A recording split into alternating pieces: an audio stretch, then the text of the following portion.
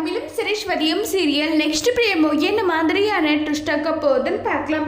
தமிழ் உங்ககிட்ட ஒரு கேள்வி கேட்குற, நான் தப்பு பண்ணிட்டேன்னு சொல்லிட்டு என்னுடைய ஃபைண்ட் ஆஃப் வியூ கேட்காமையே வீட்டை விட்டு வெளியே போடன்னு சொல்லிட்டு எங்களை நீங்கள் அனுப்புனீங்க.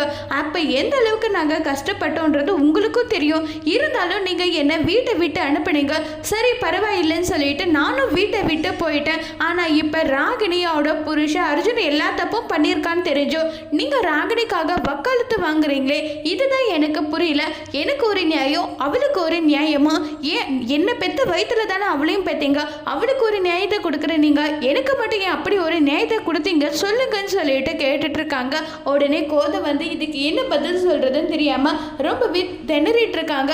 கார்த்திக்கும் கேள்வி மேல கேள்வி கேட்குறாங்க. கோதைக்கு என்ன பதில் சொல்றதுன்னு தெரியாம நெஞ்சு வலிய பல்ல அப்படியே படுத்துடுறாங்க. ஹாஸ்பிட்டலில் அட்மிட் பண்ணிடுறாங்க. ஹாஸ்பிட்டல் அட்மிட் பண்ணால் இவங்களுக்கு மைல்டு அட்டாக் வந்திருக்கு. இன்னொரு முறை இந்த மாதிரி வந்தால் கண்டிப்பாக அவங்களோட உயிர் ரொம்பவே கிரிட்டிக்கல் கண்டிஷனில் ஆயிடுன்னு சொல்லிட்டுலாம் சொல்கிறாங்க. இதை கேட்டதும் தமிழ் வீட்டில் இருக்க எல்லாருமே பதறி போயிட்டு கதறி அழுதுட்டு இருக்காங்க. அதோட இந்த பிரமவை முடிச்சிருக்காங்க. இனி வர போகிற எபிசோடில் என்ன மாதிரியான ட்விஸ்டாக்க போது வெயிட் பண்ணி பார்க்கலாம். தேங்க்யூ.